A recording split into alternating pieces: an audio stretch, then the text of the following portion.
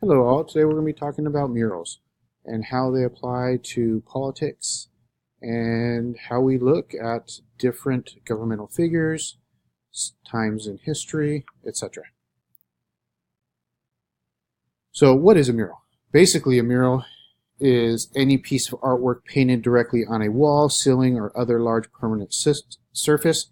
However, it really is more than that. Typically, when we're looking at murals in the context of this class anyways, there's definitely some deep meaning behind it, or at least there can be some deep meaning behind it in the context of history, politics, anything of that sort. So history of murals all the way back to the Paleolithic times. We see some cave paintings in France, Spain area. This can be somewhat of a mural. It's showing a story of a people in a very visual format. It's really successful to tell a story, particularly if a people cannot read. If the literacy rate is low, it's a lot easier for people to understand through visuals, through imagery, through pictures, through icons, if you will.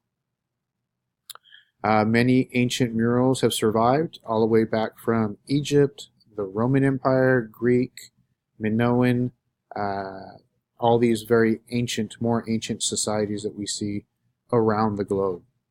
In modern times, and particularly what we're going to be talking about for this class is the Muralista art movement in Mexico. Three of the most famous, Riveras, Quiros, and Orozco. We'll be diving into them pretty deeply. Now, that isn't to say that, and I'm going to say it in quotes here, the New World did not have their own versions of murals. So if we look in Mayan, Aztec temples, some other civilizations also, we do see some of these murals, pictographs, etc. that we can find in North America as well. So here goes an example of Riveras mural depicting Mexico's history. This is in the National Palace in Mexico City, and as you can see, very busy, a lot of stuff going on here. It goes all the way from early Mexican history all the way to more modern day or the industrial age.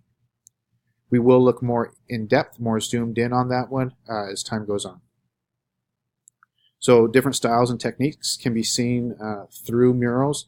Sometimes it's painted directly on a wall, sometimes it's not. It depends on the artist and really where you're doing it too, if it allows for a different way of creating it. Now, one thing I want you guys to think about, just take a little break. You might want to pause it here, but what are some murals that you are familiar with? Do we have any here in our own city in San Bernardino? Is there any that you can think of that comes to mind? Give it a thought really before you move on, okay? All right, so these are some of the murals that we can find in San Bernardino. A lot of these are at the McDonald's Museum. If you guys have ever noticed that, the McDonald's Museum, the first McDonald's. We also see some over at the California Theater. I think it's still called the California Theater. This is over at Paris Hill Park. This is kind of like in a random neighborhood somewhere. I'm not exactly sure where that was. I forgot. But we do have different murals throughout our city. And we can even, argue that underneath the bridge over there by Cal State has got some stuff going on. And then also as E Street transitions to Kendall Avenue, they're over there by the mountain where it curves down. There is a mural or painting there, if you will. All right, so elements of the mural. Now, the elements of the murals, these are some things I'm going to want you guys to identify from here on out. So we've already done a succession of murals that I wanted you to do the other day. That way, it's more inquiry-based. You guys kind of get a feeling what the murals are. But from here on out, I'm going to want you to start identifying certain aspects of our murals that we're going to be looking at. So composition, arrangement of parts, depict, represent a picture. How does it depict something? A facade, is this on a face of a building? Juxtapose, placing things side by side, comparing it. Are they contrasting figures? What's going on here? Why did the artist decide to put this placement like he chose to.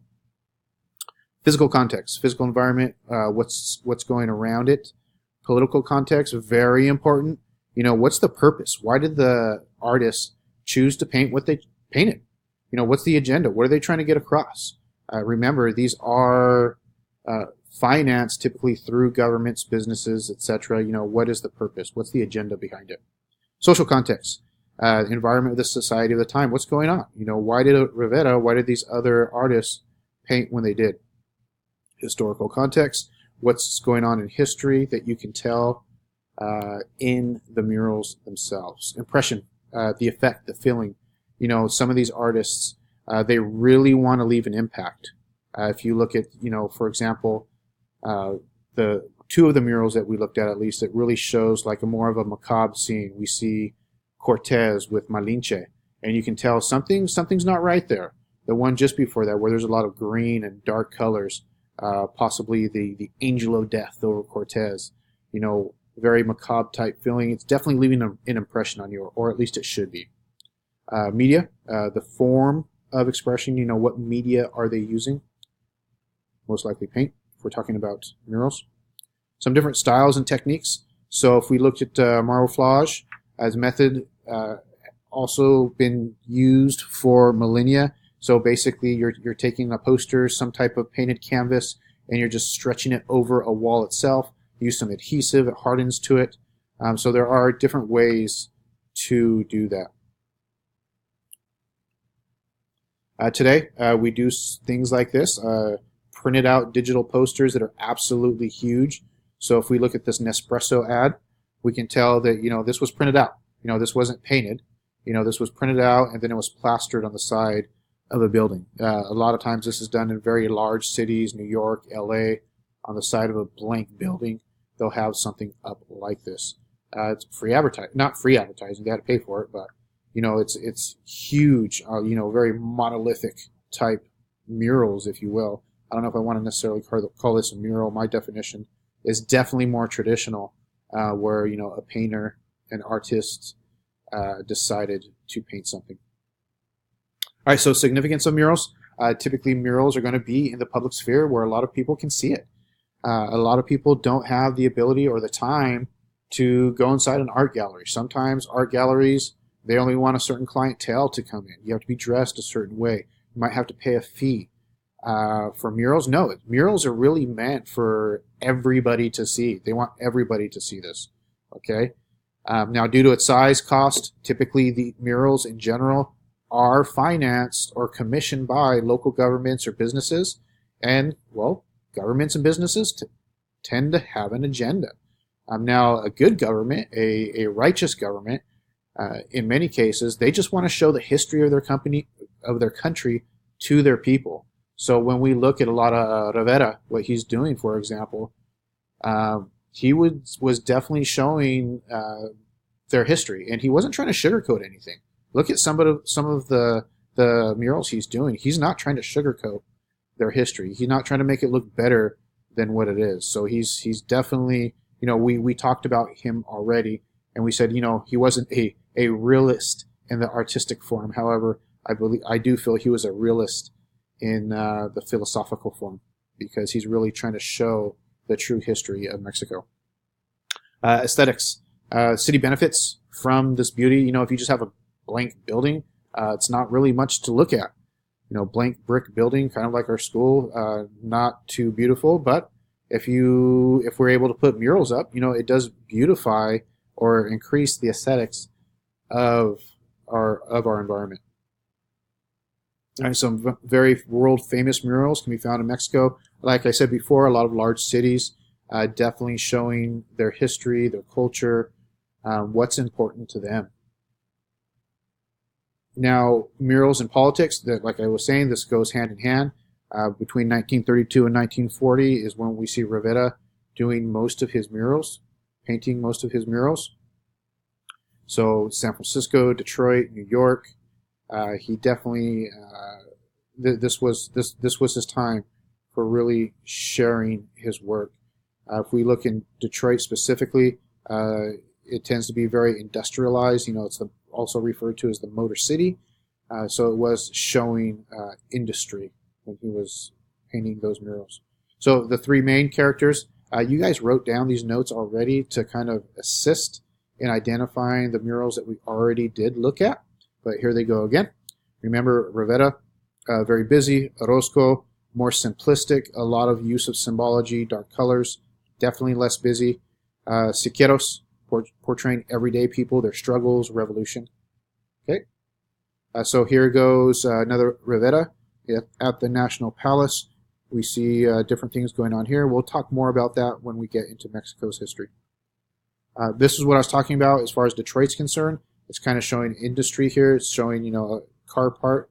This is an axle off of a car, a frame in Detroit. So definitely trying to depict that.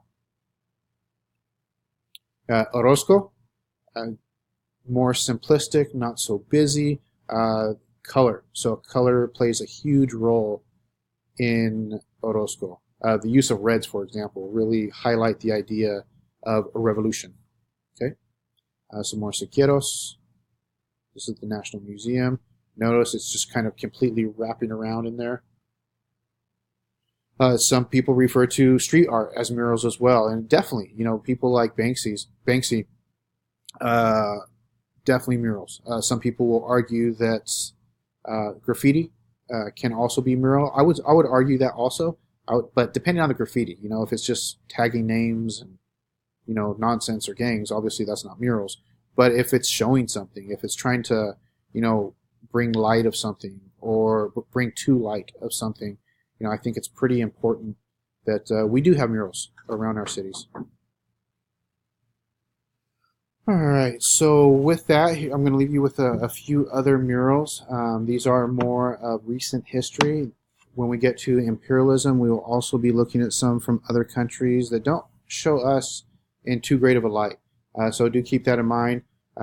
Different countries are going to show different murals depending on their own ideas, their own culture, how they view the rest of the world, how they view their enemies, etc.